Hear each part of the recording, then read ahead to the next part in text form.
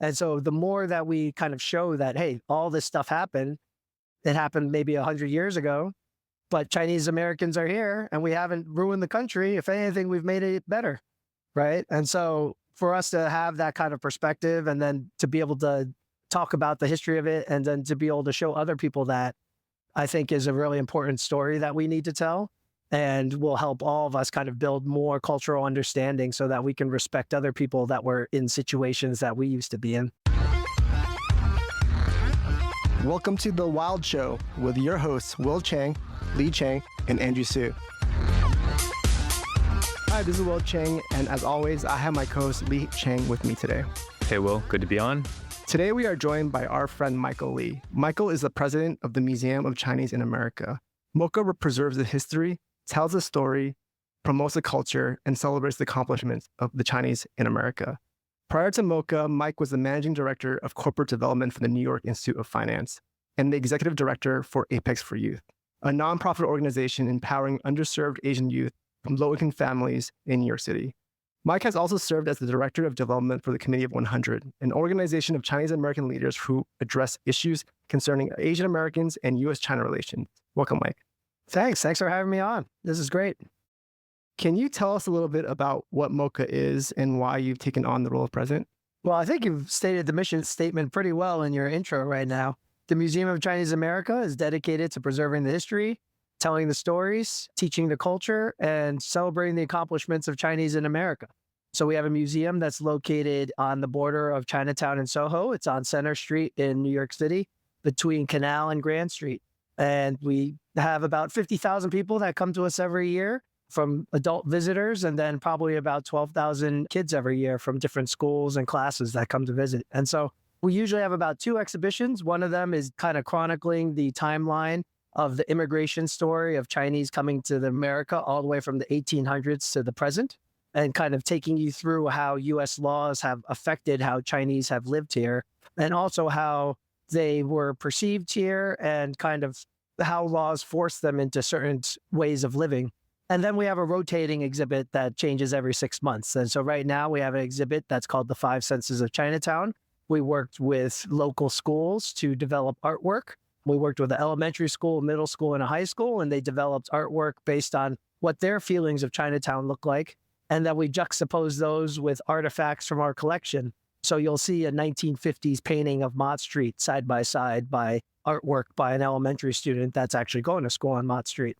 So it's a really fascinating exhibit. That's going to change over in around September, October. And then we're actually going to feature an exhibit on Asian American magazines and kind of how they were kind of a capstone into what Asian American culture is and how it developed all the way from like the 1970s to the 2000s.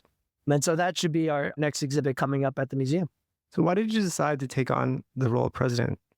My entire career has been in the nonprofit field. I did move over to the private sector when I was at the New York Institute of Finance for about 5 years. But really, I miss being in the community. Working at Apex for Youth was really a thrill. Working at Committee of 100 was where I spent a lot of my kind of developmental years. And so to be able to bring it all together, to not only be here, that's something that's here in New York City, but also kind of utilizing some of the connections and the people that I met through Committee of 100 was just a nice mixture of things. But at the end of the day, it really was some of the board members from Apex actually became trustees of the museum. And when this opportunity came, they reached out to me. And when I saw the opportunity, I said, you know, there's not a lot of people with these types of skill sets out there. And I'm definitely one of them. And so let me throw my name in the hat. And if I'm the most qualified person to do this, it sounds like exciting opportunity.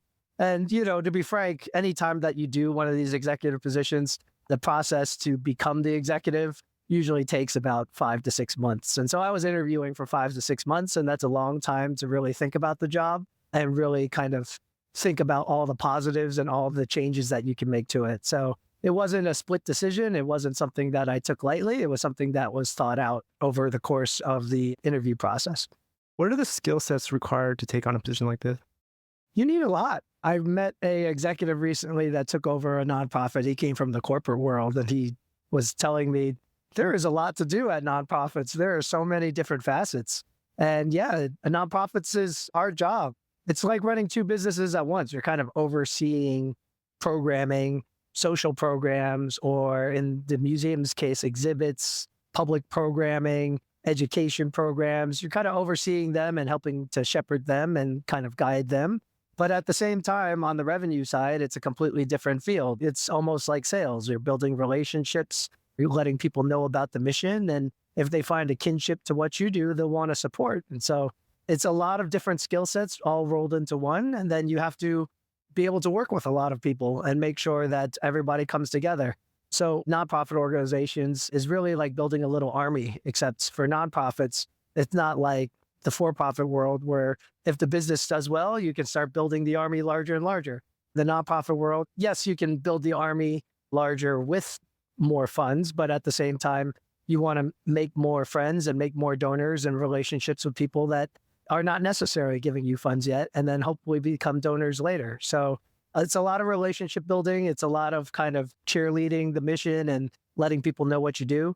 So it's a lot of different skill sets rolled into one for sure. How do you get people, because obviously because it's not a and this is the world that I know is the revenue generating company, how do you sell the story and build relationships to people to raise the funds to run a nonprofit like MOCA? Yeah, I'm sure it's similar to kind of the storytelling that you need when you're raising funds for a business, right? You need to tell a story. People have to understand what you're doing, and then you have to tell them where you're going to go. And so in nonprofits case, a lot of the times that nonprofits get tripped up is they're trying to do so many things that their mission gets a little bit jumbled. And sometimes it's tough to understand what a nonprofit really does. And so by simplifying the mission, by letting people understand and kind of feel what you're doing, then they're going to grow more attached. And then hopefully your mission is simple enough where they can go off and go tell other people what you do too and recruit people for you as well. And so having that simplified mission, having kind of a clarity of what you do is step number one. And then step number two is really, yes, just going out there and continuing to pound the pavement and let people know what you do. And then hopefully between the two of them, having a clear mission and then just constantly being out there, you get in touch with the right people that in turn either become donors or the supporters that will lead you to the people that can make the organization bigger and better. So again, I'm sure it's similar to for-profit fundraising in the fact that, yeah, you need to have a strong pitch, you need to have a strong message, and at the end of the day, you have to have a mission and a vision for how your company is going to change things in the future. Same thing for nonprofits. I mean, you've done a lot of nonprofit work in the Asian American community, Apex for Youth, C100. You actually grew up in New York City. Can you tell us a little bit about your experience as an Asian American in New York City? Sure. Being an Asian American in New York City is interesting because you have pockets of neighborhoods that have all Asian people. And then you have pockets of neighborhoods that don't have any Asian people. And I wouldn't say they're segregated because everybody lives so close to each other here in New York City. So eventually you're all going to interact and run into each other, either on the subway or just walking down the street. But you definitely feel different neighborhoods are where different cultures are dominant, right? And so I think for me, I always had that dichotomy in my life of my parents moved us out to Brooklyn when I was young, but then they would drop me off for daycare in Chinatown when I was a kid. So going to Chinatown felt like a different world. And then coming back home to Brooklyn felt like a different world. And that kind of was my early childhood. And then later on, I guess, because my parents were never really great Chinese speakers, they never instilled Chinese in me. So I always felt like a little bit distant from the community in Chinatown. And then obviously being Chinese and looking Chinese and then going to school in Brooklyn, which was a private school and had predominantly Caucasian kids, you don't look like everybody. So you always felt a little bit out of place in both places. Both communities were very nurturing. Both communities took care of me and I lived a wonderful life. I'm not saying that, but I'm saying you always do feel a little bit disconnected from kind of the places that you are. And I think that kind of always resonated with me. I think New York always made me feel at home, but then at the same time, when you get into certain situations, you don't feel 100% yourself and who you are sometimes. What gravitated you to your first job for Apex for Youth? Well, my first job was actually at Committee 100. Oh, Committee 100, okay. Yeah, Committee. Well, my first job out of school, I graduated right after 9/11. Then I went to the University of Pennsylvania, and I just remember thinking when I was a freshman at University of Pennsylvania, like I could do anything at this school and I'm still going to get a consulting or some type of like corporate job.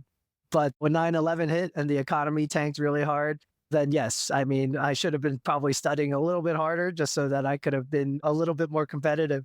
But looking back on it, I wouldn't trade anything for the world. I ended up going to a friend's company and just helping her with the office management. And it was an import export company that printed shirts for brands like Ralph Lauren and Lilly Pulitzer. And we would get them shipped over. We would get the prints shipped over to Korea and then sent over to Indonesia to get made. And then they would come back to the US like 3 months later, and then we would give them to Polo.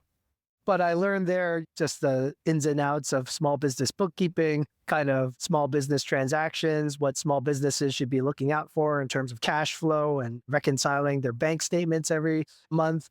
And when Committee 100 was looking for an office manager, that's when I jumped over there. So at first, I was just doing administrative stuff for Committee of 100, just watching after their books and kind of making sure the office ran, helped their office renovation. And then, as with all nonprofits, you get pulled into all the different directions. And so I helped them with their programming. We threw an annual conference every year. So I got a crash course in event management really quickly.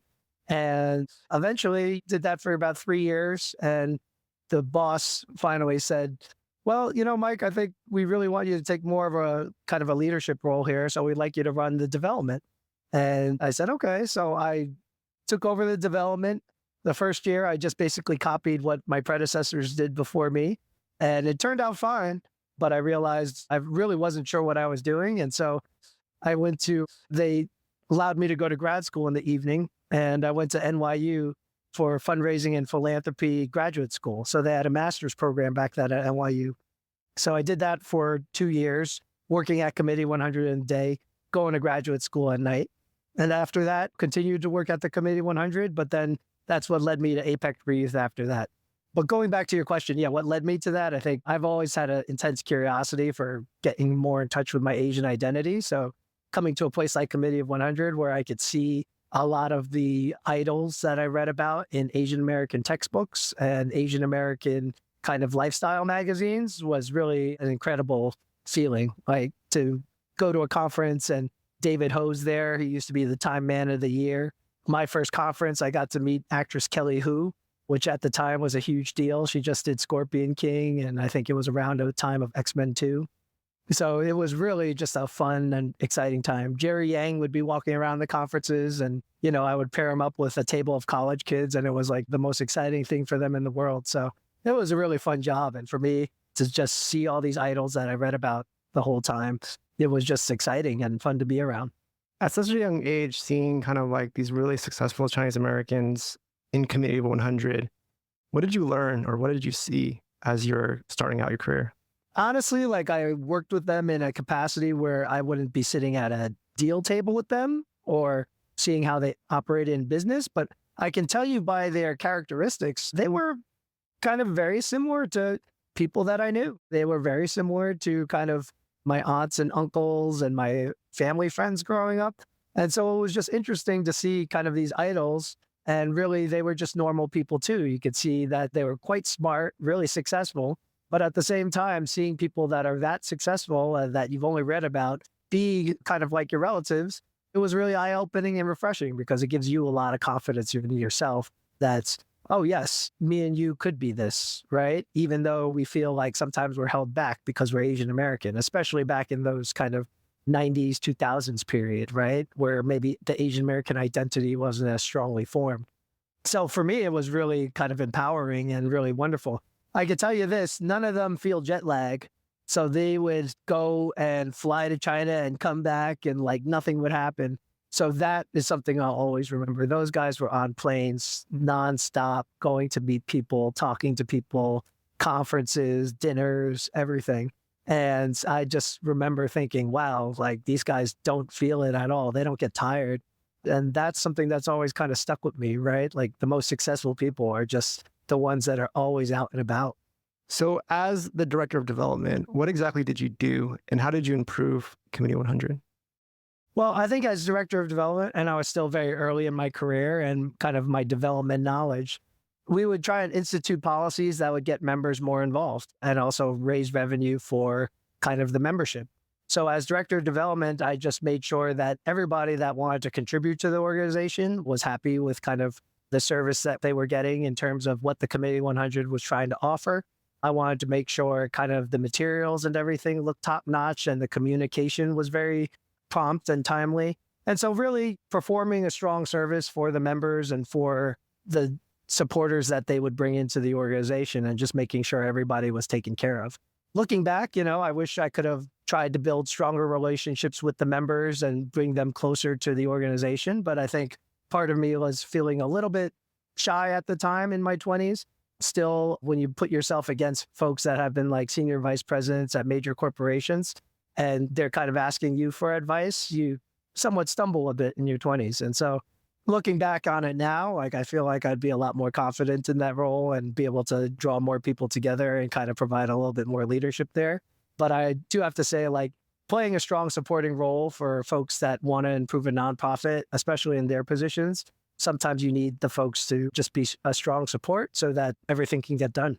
Can you just explain a little bit about Committee of 100, the members, and like what they were trying to accomplish? Sure. The Committee 100's mission had two goals. One was to promote better U.S.-China relations. And then two is to promote the full participation of Chinese Americans in American society. So it worked on two different kinds of issues. One was bringing U.S. and China together closer, and so to promote the dialogue between the two countries. And the second one was to make sure that Chinese Americans had the equal rights of every American and kind of push the boundaries so that Chinese Americans can reach the highest level of success in the country. How does C100 do that? They do it through conferences, through dialogue, through high-level meetings. My coworker Anping ran a really interesting trip while we were there. We used to take American journalists, op-ed writers, TV journalists over to China to give them a perspective of what everyday life in China was like from both the political sense and also from the everyday life and from the corporate sense. And so it would give them a great background of what it was like kind of to be in China, and then they would report on it as well. So really kind of being a unifier and bringing people together. I do think one of the strongest things about Committee 100 was the fact that all of these really successful Chinese Americans from very different fields that range from architecture to business to medicine, everything, they were all networked together. And then every couple of years, they would all get together and see each other and kind of rub shoulders with each other and build relationships with each other. And I think that was one of like the key things that could happen because we had this network of really strong, prominent Chinese Americans that could pick up the phone at any time and call each other and get things done when things really needed to get done. And so I thought that was the most exciting part of it. Like we take for granted the fact that how much we can get done based on who we know and what relationships we have. And so the fact that they were all together every year or, whenever they can get together was really a huge benefit for society. Tell us a little bit about your transition from Committee of 100 to Apex for Youth. It was really interesting. Here you're at Committee of 100 and you talk about this U.S.-China relationship and you talk about international conferences and meeting the most prominent Chinese Americans in the country. And then going to Apex, which was what I wanted. I wanted to lead an organization at that point in my career, purely New York centric. It was working with local Chinatown kids in the schools. It was a group of really talented and successful, up-and-coming, what were we all at that time? Maybe 30s, mid-30s, early 40s at most, folks coming together. It was a very different kind of atmosphere. One is international relations with some of the most powerful people in the world, and another one is social services, helping kids from immigrant backgrounds within kind of your very, very local New York City community. And so it was a huge jump. When I transferred from Committee 100 to Apex, I remember we were having a dinner at the Committee of 100 for their fundraiser, and it was in the Metropolitan Museum of Art in the Temple of Dendor. And that happened on a Wednesday. And then that very Thursday, I go into the Apex office and we're like subletting a space from another nonprofit down in Lower Manhattan. And there's about 3.5 of us kind of working in this bullpen. So it was a very different kind of dichotomy. But the great part about it was I always had this kind of stubborn belief that what worked at Committee of 100 in terms of bringing people together, in terms of the fundraising things that we would do there, like throwing nice conferences and getting people involved, could work at Apex. And thankfully, I was right because we grew that organization from 3.5 people to about 25 when I left. And yeah, we took all those tricks that I learned at Committee 100 from throwing fun events and from throwing kind of making it a little bit more upscale. You can draw in a greater kind of donor base that could be attracted to things even like social services in Chinatown. And so as long as the message was clear and they could feel what we were doing, it didn't matter that the programs were so kind of local. They all kind of gravitate towards it and felt an affinity towards it too. But at the same time, we would throw kind of glamorous dinner similar to what we did at Committee of 100. Never made it to the Temple of Dendor again, but we've done some pretty glitzy things there. What were the biggest challenges that Apex for Youth were working on in terms of the community? In terms of the community, I think it's not many people realize that still kind of 1 in 4 Asian Americans, and this was the stat we had at Apex when I was there is it 5 years ago still? Maybe 5 or 6 years ago. But 1 in 4 Asian Americans in New York City are still living kind of below the poverty line. So there's still a huge immigrant population here in New York, and they're having families. And for them, the immigrant populations aren't as well connected as the Committee of 100 or even folks that are going to kind of the colleges that we went to, right? They didn't have that stepping stone, and they might not have cousins or aunts or uncles that have gone through that stepping stone either. These are kind of new families that are getting over here. And so realizing that, yeah, they're not as well connected as some of the folks that grew up in kind of middle-class families are. And so to be able to provide that connection, to be able to provide role models for them was really like a huge thing for us. I think another huge challenge at Apex was we always took any kid that came through our doors. And so there's a huge kind of community with disabilities and special needs. And those kids often get overlooked and don't get all the services that they need, or they need a ton of services in order to lead a happy life, in order to lead a productive life. And so some of those things are some of the things that I always remember at Apex as always kind of being like the social struggles. Also with parents and kind of the communications between kids and families, sometimes parents didn't exactly know how they wanted to kind of raise their children either. And so having that communication barrier between the two was always a little bit tricky as well. So how did Apex help with those challenges? The niche that I found for Apex and the differentiating factor that I found with Apex was great at recruiting volunteers. And so kind of our motto at Apex was, if you want to volunteer and help Asian kids in the community, you come to Apex, right? Whether you become a mentor, you become a local tutor in one of the schools, you become a basketball coach, right? You can come to Apex and we'll put you in a program where you can make a difference in a kid's life.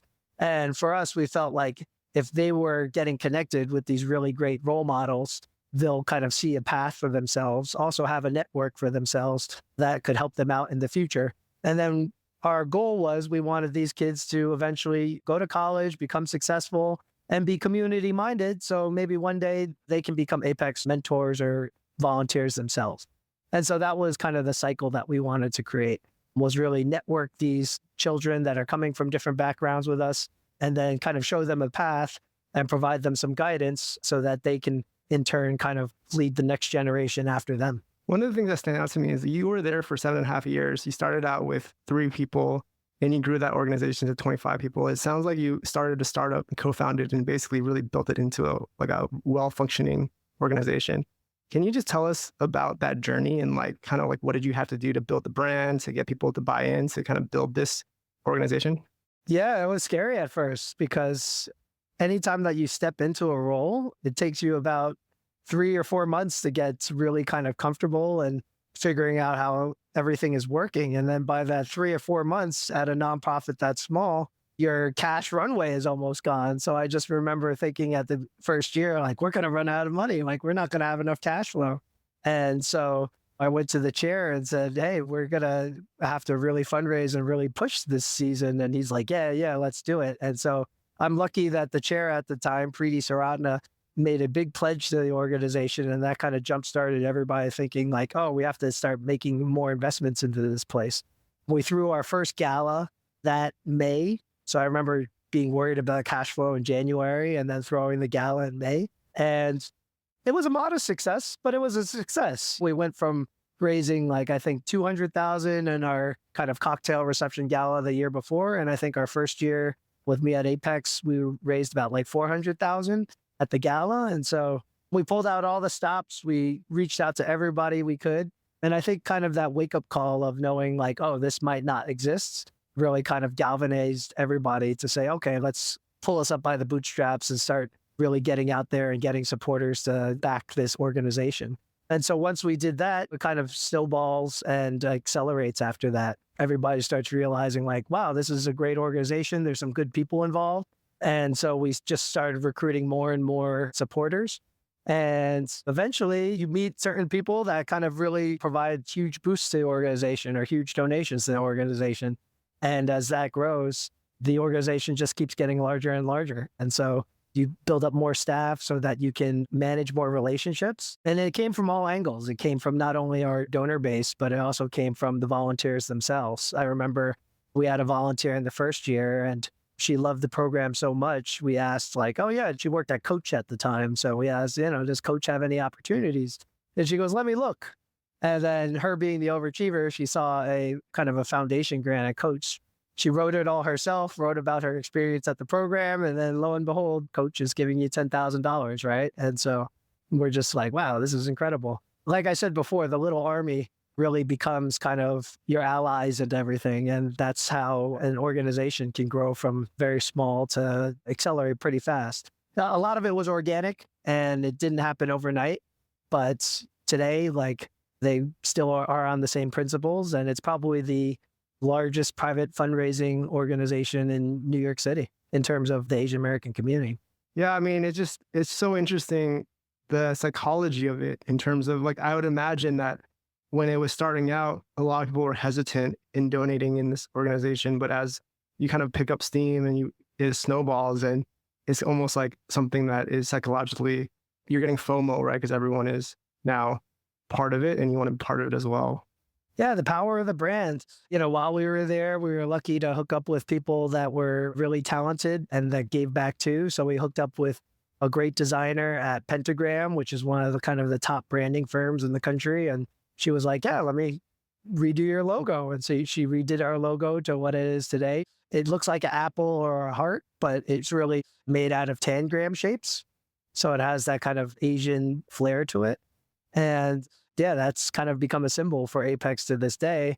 And yeah, you just realize like, yeah, people start gravitating towards kind of a story, a brand. And once they know it and once it's established, then yeah, you pick up supporters at a much faster clip. So why did you decide to leave nonprofit? I think at the time I was thinking to myself, I mean, we grew so fast. And I think with the growing pains, the board kind of wanted to shape the staff in a certain way. And I said, this is my team. I like my team. Like, I want to keep going in this direction. And then at a certain point, I just said, well, if there is this kind of like conflict between how we want to grow the organization, then I think maybe it's time for me to step away and kind of let the organization blossom on its own.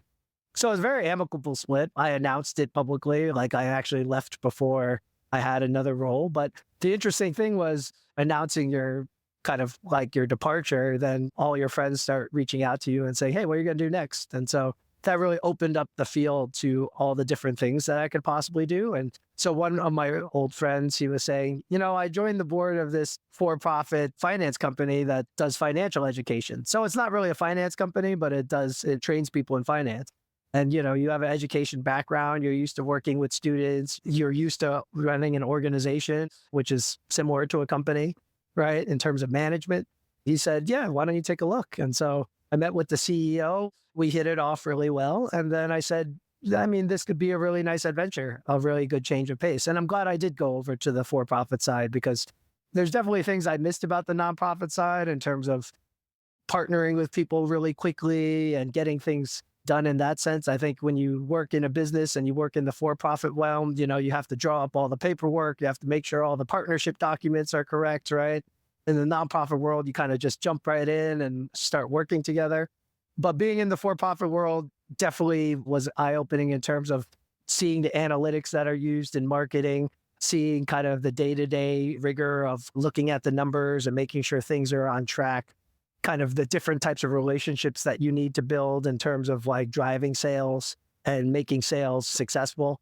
I'm really happy that I had that experience, but Again, it's also great being back in the nonprofit realm and kind of seeing all the people that I used to work with at Committee of 100 and at Apex. And so kind of coming back home is really nice too.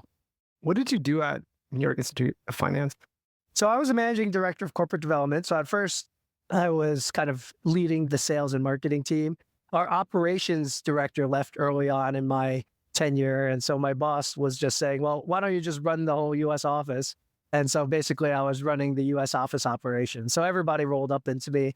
I had marketing, sales, customer service, international relations. Then our academic director kind of worked alongside me in partnership. I mean, he handled most of the curriculums and the teaching, and I really just handled the business side of things and making sure students were happy and making sure that the business kept running. And then, so they are training for finance careers, or tell me a little bit more what you guys did. Yeah, teaching about the American financial system. So some of the most popular courses there were capital markets, financial accounting, corporate finance, M&A, financial analysis, technical analysis. So all sorts of different facets of kind of the finance field. I mean, we did get a lot of domestic customers coming to us from all around the country, but really a lot of our customers came internationally. We ran like a great 5-day boot camp where students would learn from 9 to 4. They would come from international countries. Like we had a lot of students from Riyadh, Saudi Arabia, Indonesia, the Philippines. We had a great partnership with the central bank. So I've met central bankers from all around the world.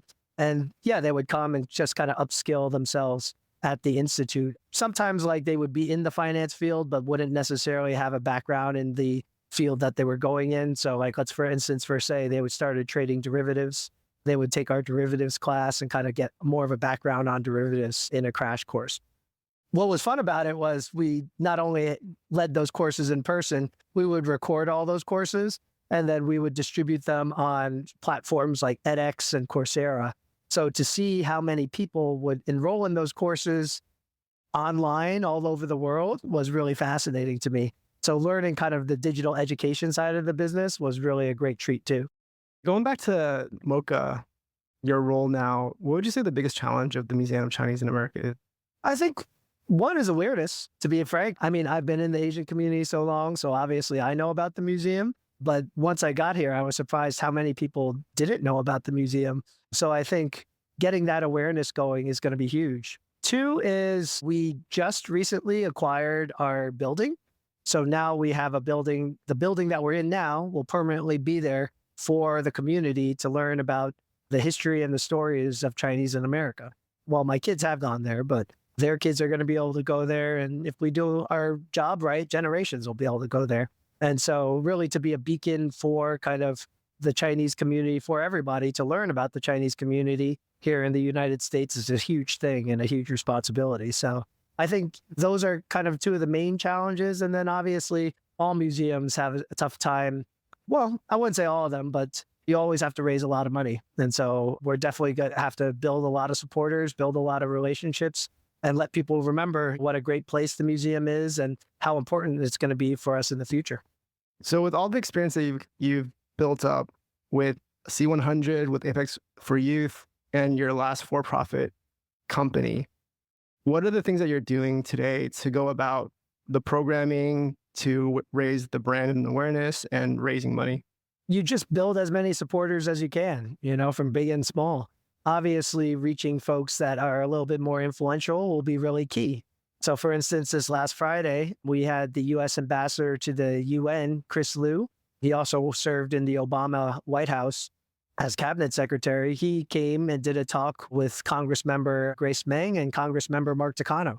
And kind of raising the profile of the museum that way will be huge for us because I think the more people that see that there are interesting people involved with the institution, the more people that will come flock to it too. So I've had great meetings with all sorts of people from all sorts of different walks that are all really talented and want to see the museum really succeed. So I think if we can, again, build that small army of wonderful people that have the same kinship and spirit that's, I have and the trustees at MOCA have and the staff have, then we're going to be in good shape. My predecessor left about like a year and a half ago. And so it kind of left a void for a bit. And so kind of reestablishing and letting everybody know that we're here again and we want to build and work towards a huge future is exciting, but it'll take one step at a time for sure. I think one of the questions that I have that probably a lot of people ask you is, why is there a need for a museum about Chinese in America? Well, so many people don't know about, and including our own community, so many people don't know about our history and our stories. And there was an article that came out that surveyed over 6,000 Americans, and 52% of them can't even name one Asian American celebrity, right? And the top two celebrities they could name were Jackie Chan and Bruce Lee. So if people don't know even who our celebrities are, or if people don't even know a famous Asian American, then what do people know about history? What do people know about the actual people? So that's why museums are so kind of important, or at least this one's so important, is because, yeah, Asian American history, Asian American studies is not prevalent in a lot of our society right now. And only now you're seeing states saying, we're going to adopt an Asian American curriculum. Well, that curriculum is going to take 5 years to develop. And then it's going to take a decade after that for teachers to be able to actually teach it effectively, or if they even teach it at all. So it's important to have an institution that is just doing that right now, right at this instant. I could tell you from my vantage point, Asian American, Native Hawaiian, Pacific Islander Heritage Month, I always kind of took it for granted. I always said, okay, great. May is AAPI Heritage Month, right? None of us really grew up with it. But I can tell you from the vantage point of the museum, every school in New York City uses it as an opportunity to come visit a place like MOCA. Every corporation uses it as an opportunity to give their Asian American employees a second to pause, think about their identity, have a celebration. And then a lot of those times, those celebrations involve coming to MOCA or asking the MOCA staff to come give a talk at the corporations, right? We were busy every single day this month. And it's really heartening to see that people take that pride. And I think the more people and the more groups that do take that pride every month, you'll just see a snowball effect in the future generations that will say, oh, yes, like, yes, May is Asian American Heritage Month. And yes, I'm going to take a moment to think about my identity and really cherish it and celebrate it. And I think that's a beautiful thing. And the future generations are going to be a lot better off than we are growing up without it. For the audience that doesn't know much about Chinese American history, what are some of the things that you're hoping that museum goers come out of understanding once they go into it? I'm not sure if you want to go into Chinese American history here, but I just kind of give us some like background in terms of what is the Chinese American history? Sure. I mean, kind of the thing that we always touch upon, the biggest thing is the Chinese Exclusion Act.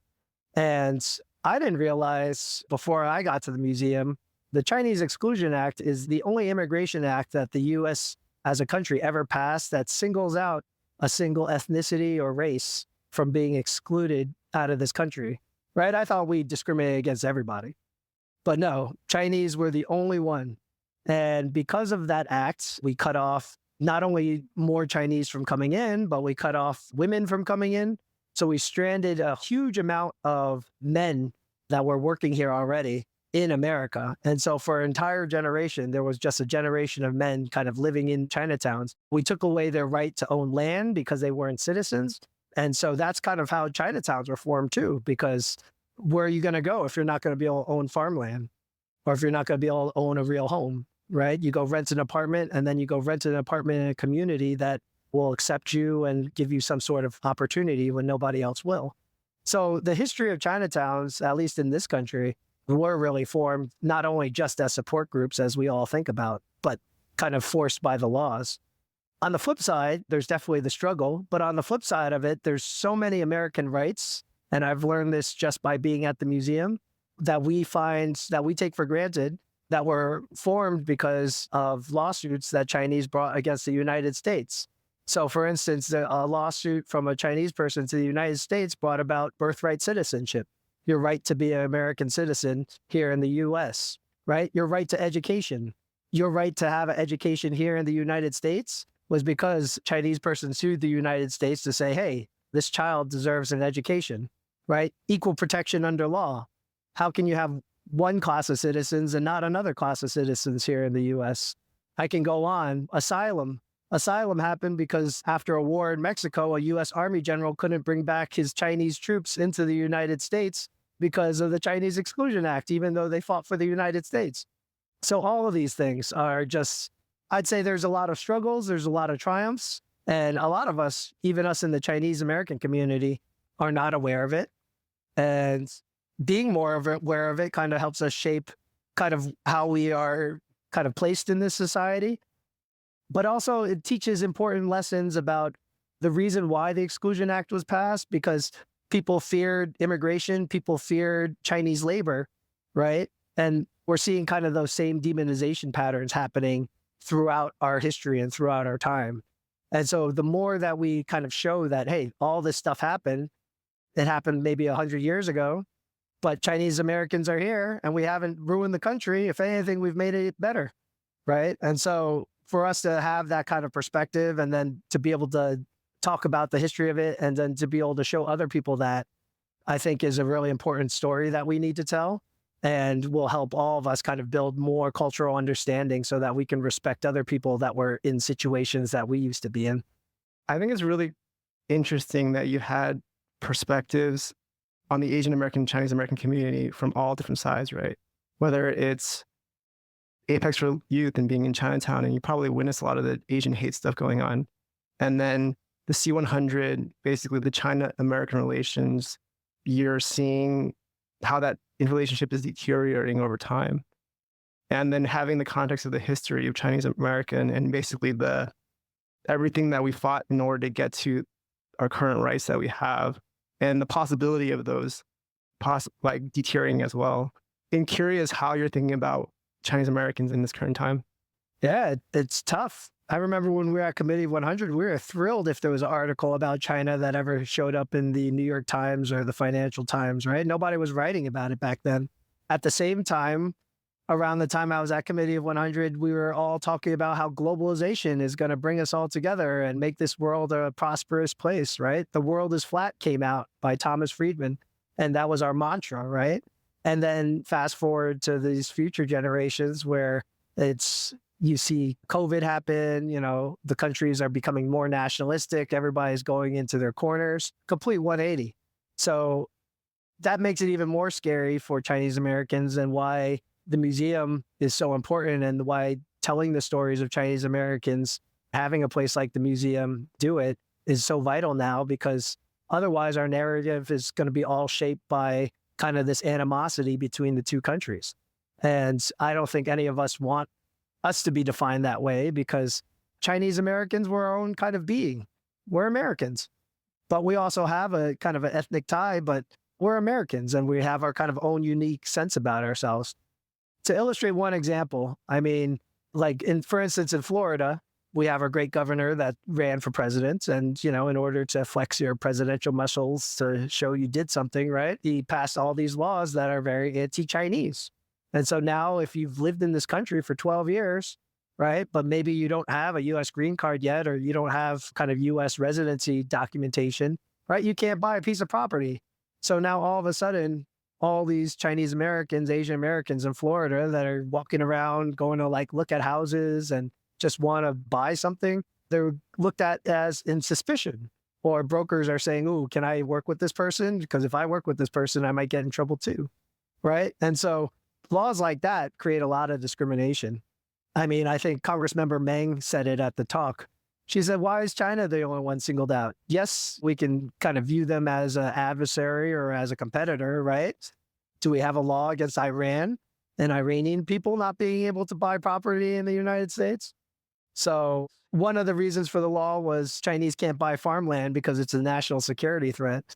Well, they did a survey on farmland in the United States, and less than 1% of any farms are owned by anybody from China, right? So how can you go from less than 1% to any kind of percentage and it be a national security threat, right? So again, all these laws are kind of put into place because there is a lot of saber rattling between the two countries, and China is a good scapegoat. And it's important to show that it's been a scapegoat and its people have been a scapegoat for many years. And it's kind of a repeat history happening all over again. But aside from the history, it's important to show how we've made contributions in this country so that people can say, hey, the Chinese have done a lot here, and ethnically Chinese people have done a lot here. And I think it's important for people to realize that so that they know, like, yeah, they shouldn't be singling us out in these laws. So Michael, thanks again for letting us interview you. I just realized I haven't spoken this whole time because I feel like you're in such a flow. Oh, I'm sorry. That means I'm just talking too much. I apologize. No. It's actually, it's all very fascinating and inspiring. And what I was curious about was that coming into MOCA as like fresh set of eyes and fresh perspective, what were some things perhaps that during this process and then coming in and even now, right, initiatives that you wanted to push immediately, perhaps to affect change in certain things that you guys are doing? So kind of in the immediate and short run, and also in the next 5-10 years, what are some things that you also want to build on?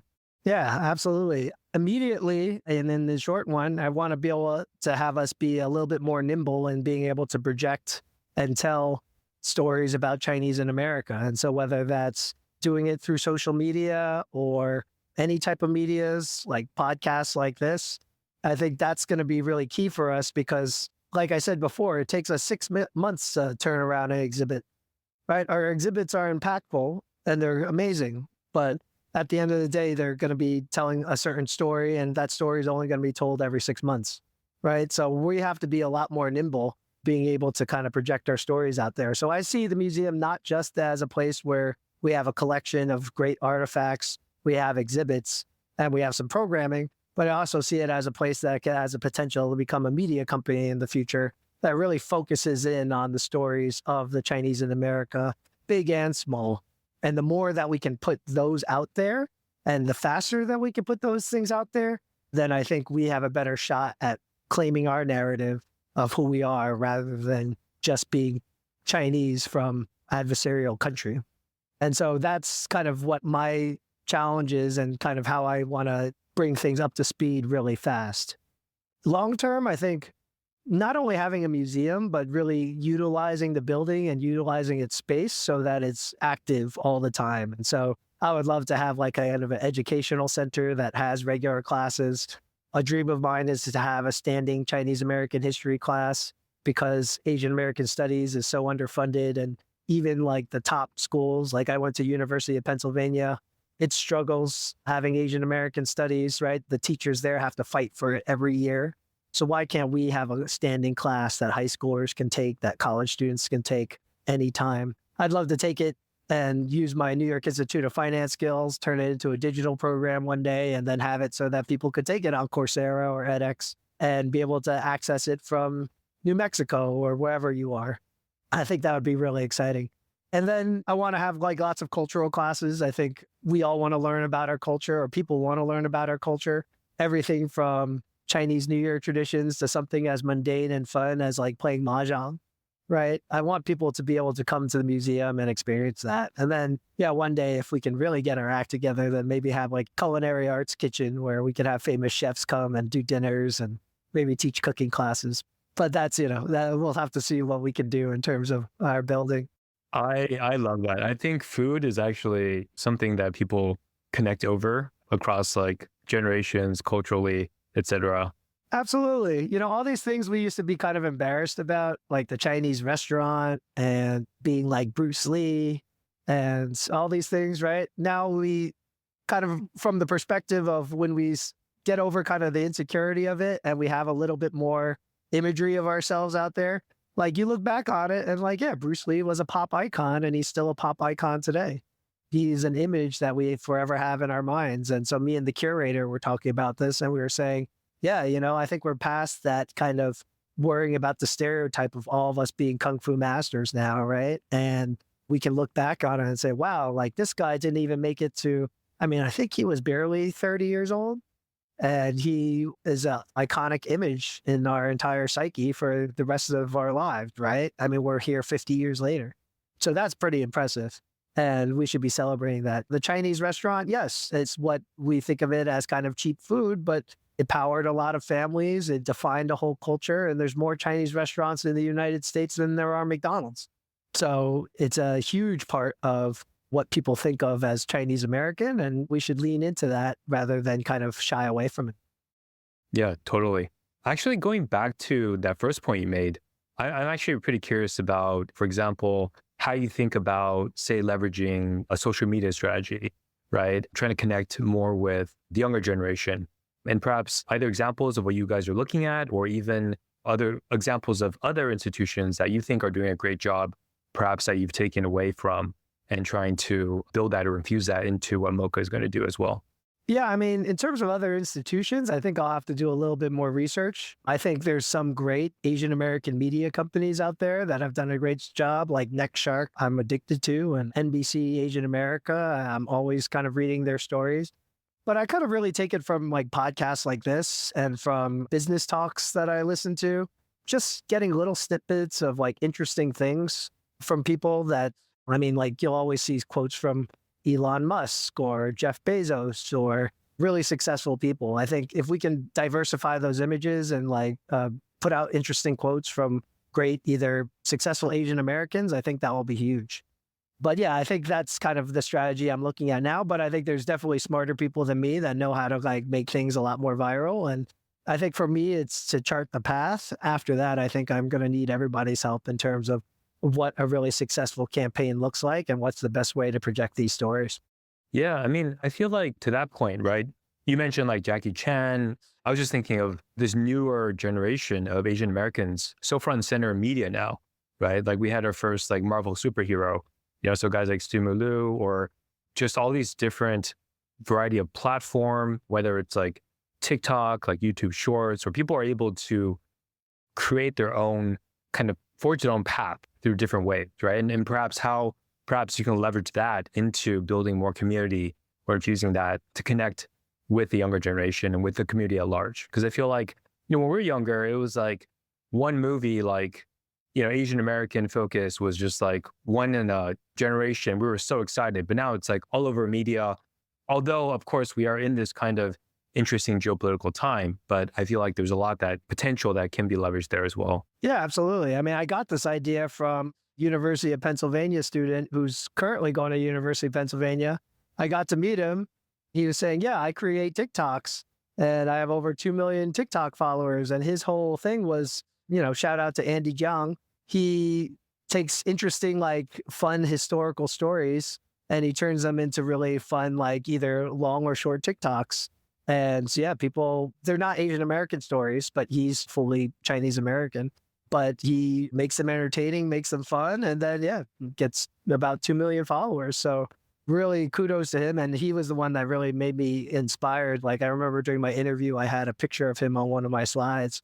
And I just said, we need more kids like this to go out there and tell our stories for us. And so I have to activate him. We've been texting, but I haven't fed him a good story yet. But people like him are, what really inspire me. I think there's a whole army out there. And that's why I'm saying I'm just the one to create the framework, but there's definitely talent out there that can create better media than I can. Yeah. Does MOCA have its own TikTok, like official account? I mean, we're still a small team, so we've run into hijinks like we'll have TikTok accounts and we can't even get in. And so we can't figure out whose email it is attached to and things like that. So nonprofit growing pains always. But yeah, it's something that we're active. I think we have gotten into the TikTok account and then we have been producing some TikToks recently. One of our part-time educators was doing a series on kind of how the Chinese American railroad workers lived and what their lives were like. So if you go to the museum TikTok account or its Instagram Reel account, you can see some of it's more of a historical lens rather than entertainment, but you could see kind of how they lived, how they ate, how they dressed, a lot of the ways kind of back in the past. And these are all questions that were given to her by kids that come to the museum and ask questions about folks during that time. So we're hoping that some other kids are interested about these things as well. Yeah, very cool. On that note, and unfortunately, I promise next time I go to New York, I'll definitely visit. I've actually not been to MOCA myself. See, that's a hidden gem. Lots of people haven't heard of it. But yeah, no, definitely. I'll take you around personally. And to all the listeners out there, I'll take you around personally. Please reach out to me. I love that. Thank you. And so I'm curious, in terms of like technology, right? How are you guys either currently or looking to potentially in the future infuse more elements of, say, like, I don't know, AR, VR or interactivity that you can start building into perhaps some of the exhibits or even longer run using AI? I'm just throwing that out there, buzzword, but I don't know if you guys have thought about this. I definitely think the curatorial team, when kind of envisioning what plans we could have for the new building, have talked about kind of different technologies that we can use. I've only been there 2 months and museum world is a little bit new to me. So I'm still getting my feet wet in terms of like what all the possibilities are out there. But certainly we want to explore those in the future. As long as they make sense, though, we want to make sure that it's telling the story in a right way and not just kind of being like a gimmick. Because at the end of the day, it's got to serve the story. It's got to serve the purpose of teaching a message or teaching a period of time. So I think that's what really is the most important part. But if there's a way to enhance this experience and make people interested in what we're doing, then I'm all for it. Of course, all those things are quite expensive. So we have to see, what type of funding we can scrounge up for types of things like that. Yeah. So on another note, I was curious, coming in, I would imagine that perhaps I'm not familiar with your predecessor. I'd imagine you're probably on the younger side of someone coming in as like taking over as president. So in terms of like the way that the organization works, things flow, what are some things that, to the extent that you would say you wish you could change to improve processes or to improve like how things are done, things, pros and cons, right? In terms of perhaps because you've worked in the private sector as well, that you would love to bring change or kind of things that you would do different? Yeah, I mean, anytime you change companies, you always say, oh, I miss that system at that company, right? Or I miss this there, right? I mean, there's always like little things that you wish you could have that you had at your old place that at the end of the day, at the old place, it took them 4 or 5 years to put it in there, right? And you take those things for granted when you get there. And so certain things like the way our databases were set up, kind of some of our technological systems in terms of like, do you have Google? Do you have Microsoft? Things like that. You just kind of wish certain things were away, but you can't change them instantly because, I mean, people are using them and are fixed on those systems, right? So you have to learn to adapt. You have to learn, and anytime you go to a new company, you just have to learn how to work with what you got. And then if there is a glaring hole, then hopefully we can go in there and fill it with something that's useful and something that I get to choose now. So yeah, I think it comes kind of with the territory. Nonprofit's a little bit trickier in the fact that some systems just face deficits, right? For instance, like we still have physical servers at the museum, even though we're such a small team. And like we would love to move everything to the cloud, but we have to figure out like how we can get all this infrastructure out into the cloud. And I'm not just talking about like our operations, but we actually digitize our archives. And so we have a huge digital archive that we're trying to move from a physical server into the cloud one day. But it's easier said than done when it's like a terabyte worth of stuff, right? Can you talk about Meet Asia? Sure. During the pandemic, we were always cooking a lot more, and my children don't eat anything besides chicken nuggets and pizza and burgers. And so when finally my son started eating kalbi, he's half Korean, by the way. My wife is Korean.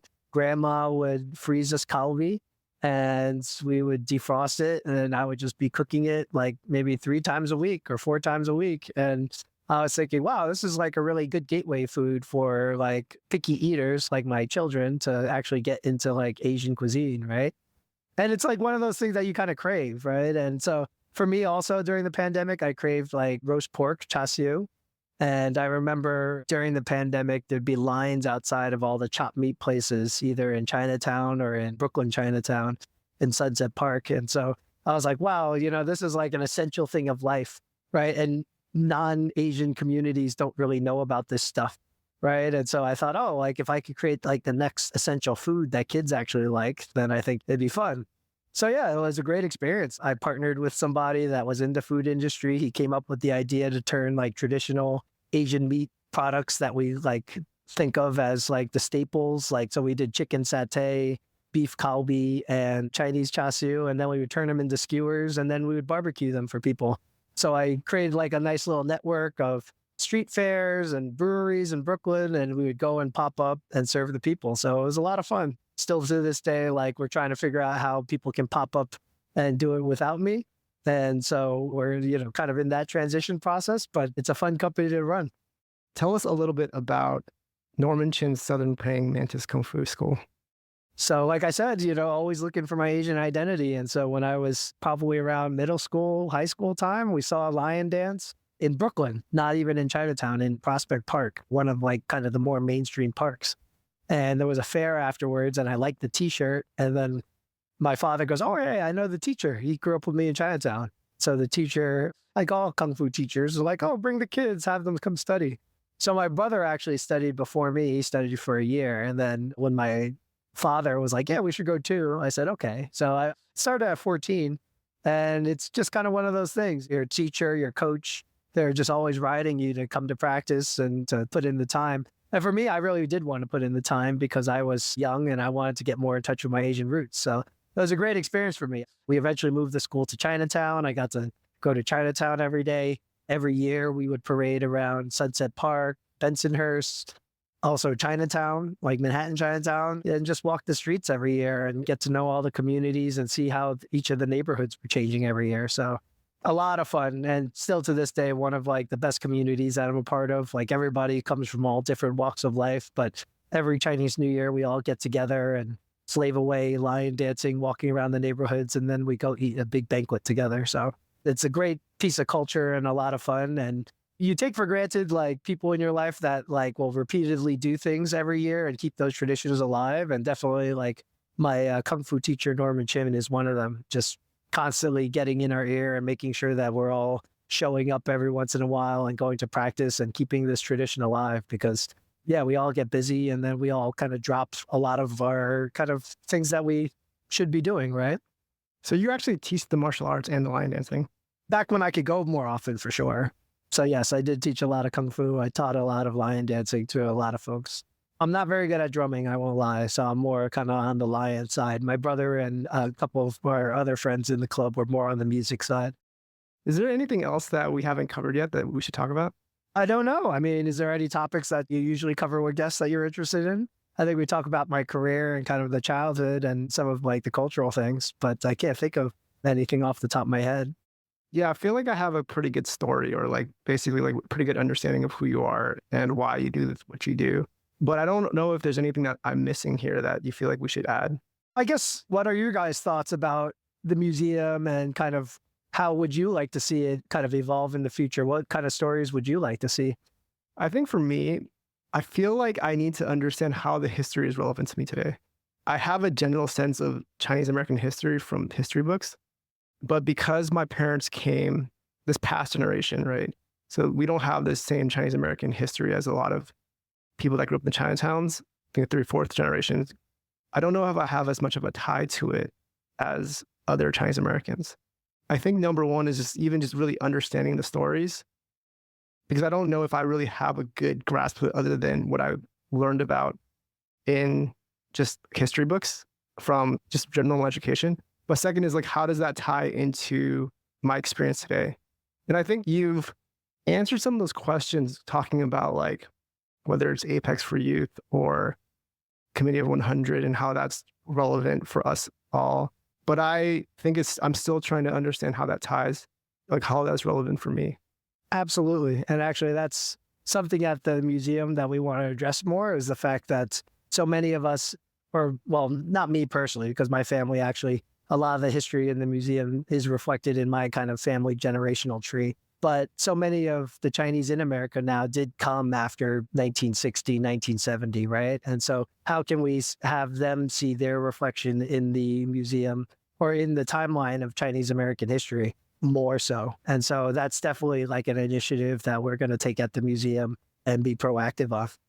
One of the things I would love for you to talk to is the types of Chinese Americans that have come over the generations, right? Because of the different laws and the changes in laws, the types of Chinese Americans have shifted, right? Whether it's like during the Chinese Exclusion or prior to it, where they've come for like manual labor, right? The railroads to, I think there's a time period where it's like academics could only come, right? And then more recently, I think you have to have a certain amount of wealth to come. And so there's like a shift in the type of Chinese Americans that, at least from my perspective, I might be wrong, that I'm seeing. Could you just talk on that a little bit? Sure. I mean, museum illustrates it a lot better than my voice, but essentially Chinese came here originally because they were traders and they wanted to trade goods. And so that's why most of the Chinese are from southern China, because that's where most of the trade ports were, right? And there was this huge global trade route that went from Britain to China to Calcutta to San Francisco to New York, all over. And that's why the southern Chinese kind of were the first ones to figure out the routes here. They came here for money. They came here for golds, right? They came here during the gold rush. And then they started realizing like, oh, there's no gold here. And so what are they going to do? They're already kind of not stranded here, but they got all the way over here. And so they start looking for work. And part of that is working at the railroads and working on farms. But the railroads were a big thing. 90% of the labor on the railroads were Chinese. Then the Exclusion Act kind of hits because people are kind of fearing Chinese labor. It's post-slavery. Instead of using slaves for labor, business owners are now looking for the next kind of source of low-income labor. And so they turn to the Chinese people because they don't really have any access to any other job. And that's what kind of creates this like labor revolution against the Chinese. And that's what creates all the exclusion laws and everything like that. There were ways for Chinese to get into the country, to your point, like if you were a merchant's son, if you were born here and then you had a paper that said that you were born here, you can bring it over to China and bring back someone that was your son. So there were a lot of people called paper sons back then. They were usually Southern Chinese too, like both my grandfathers. So they came over here. I think like for the most part, the Southern Chinese kind of dominated the sphere because basically Chinese were excluded from the country all the way up until about like the 1940s and 50s. Around World War II, then we started opening up a little bit more. Even after we opened it up, they had a quota and they said only 100 Chinese can come in, right? And so you probably got a diversity of people that were here for their studies that came from different regions, but there's only 100 of them, right? After the first year. Finally, like you see kind of the push and pull of politics in the United States. We opened up China because it was during the Cold Wars, during communism. And we opened up China because we thought Chinese were less dangerous than the Russians and we wanted Chinese to be on our side. And so that's what kind of opened up China finally. And then that's what opened up kind of different types of people to come here. But yeah, I want to learn why the Fujianese communities were the ones that first got over here. I've heard the Sichuan communities are now the ones that are kind of immigrating here now. How the Taiwanese finally figured out like, oh yeah, the US schooling system is open and ready for me. Those are kind of stories that I need to learn more about as well. That's fascinating. So yeah, this has been actually really informative. And I really do look forward to visiting you. Michael, you promised to give me a private tour, or at least a personal tour. Maybe not private. Absolutely. I'll take you around for sure. Bring your friends. I will. Awesome. Thank you for that. So as someone who is Chinese American, I think one thing that perhaps, I don't know about others, but I do think talking to a lot of friends is like, how do we get involved? How do we support the community? And I think you'd be obviously someone that could share, at least whether it's with MOCA or in other ways, but maybe first with MOCA, how people can like be supportive. Yeah, I mean, come visit the museum, learn about what we're doing there, but also get interested in Chinese American stories and send them our way because we want to see a diversity of stories out there and we can't capture all of them ourselves. And so if people get excited about a certain Chinese American celebrity they see or just an anecdote about something in history or something modern, please send it over to the museum.